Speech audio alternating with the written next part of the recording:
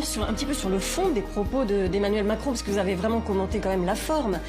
Vous-même, vous êtes partisane d'une meilleure éducation des filles, etc.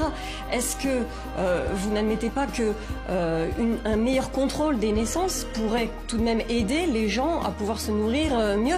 Et quand on observe aussi que, par exemple, c'est le Niger ou le Mali qui ont effectivement, là, du coup, 6 ou 7 enfants par femme, et qui sont en fait les pays les plus pauvres de la zone. Est-ce que là, il n'y a pas une corrélation? Alors, le Niger a de l'uranium. Pourquoi est-ce que cet uranium ne sert pas à développer le pays?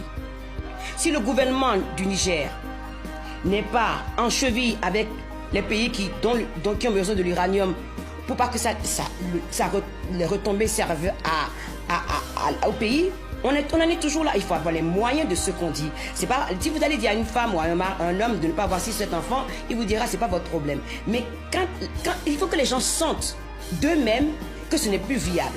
Parce que s'il y a de l'argent qu'on investit dans un pays et que ça crée de l'emploi et qu'on a envie que sa vie soit meilleure, on se rend compte systématiquement qu'avoir 6 ou 7 enfants, ce n'est pas la solution pour avoir une vie décente. Ça, c'est une partie du problème. Il faut déjà que les pays qui ont des ressources, ces ressources-là puissent servir au pays. Et comment est-ce qu'on en arrive à ça? Aucun économiste m'a répondu à ma question. Comment est-ce qu'un continent qui est le plus riche sur cette planète est le plus de pauvres? Parce que si l'économiste commence à me répondre à ça, on déconstruit tout et on revient toujours au pays à qui ça profite. Le conflit en République démocratique du Congo, les femmes qui sont violées, ce n'est plus le coltan, c'est le cobalt dont on a besoin pour les batteries, pour tout. Et pourquoi est-ce que ça ne finit pas ce conflit? Parce que si le conflit finit, tout d'un coup le prix du cobalt va augmenter. Et qui c'est qui va en profiter?